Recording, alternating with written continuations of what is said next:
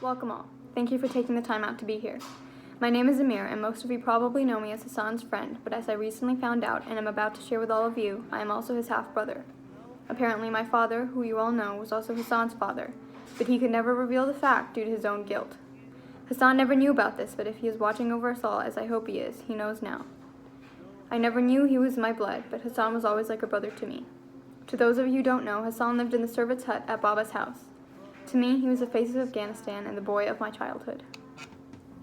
Hassan and his father Ali used to work in Baba's house in Kabul. Hassan was born in the hut at Baba's house to Ali and Sanabar, who left 5 days after he was born.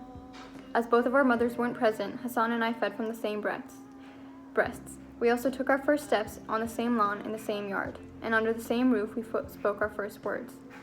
We were closer than close. We grew up together and did everything together. Hassan mostly spent his time taking care of the house with Ali, but when he wasn't doing the chores, he was playing with me. We would spend the whole day reading stories, playing in the yard, goofing around, and flying kites. Hassan didn't know how to read as a child, so he would always ask me to read to him. His favorite book was Shahnameh, which was filled with stories of ancient Persian heroes. His favorite story was of Rostam and Sarab. He loved it so he named his son Sarab, and once he learned how to read himself, he read him the stories all the time. We also saw many Western movies together. His favorite was the Magnificent Seven, which we had seen over 13 times. Hassan was also the best kite runner in Wazir Akbar Khan. He'd run kites and never look up at the sky, and people used to say he was chasing the kite's shadow, but they didn't know him like I did. He wasn't chasing any shadows. He just knew. Something some of you may not know is that he was also a wizard with a slingshot. I can't tell you how many afternoons we spent picking things for him to knock down. He was also brave.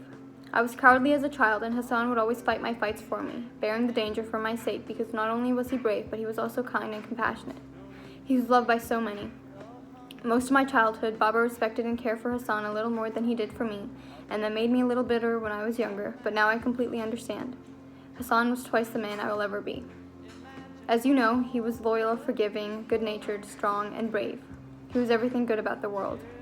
When he and Ali left the house, Hassan moved to a small town and eventually married Farzana, who some of you might have had the privilege of meeting. Hassan was also an amazing father and loved Sarab more than anything in the world. When Hassan's mother came back to him, he soon forgave her, despite her leaving him as a baby for a small deformity. Though I myself wronged Hassan many times as a young child, he wrote me a letter that reminisced our childhood and was filled with warmth and no signs of resentment. The world lost one of its best, most caring souls, and life will never be as bright again, and all the lives Hassan has impacted will be a little duller. But he would not want us to dwell on his passing. He would want us to celebrate life and all it has to offer. He would want us to remember the good. His presence will be missed, and one of my biggest regrets is not being there for him in his time of need. Hassan, I am so sorry. I wish I could take it back.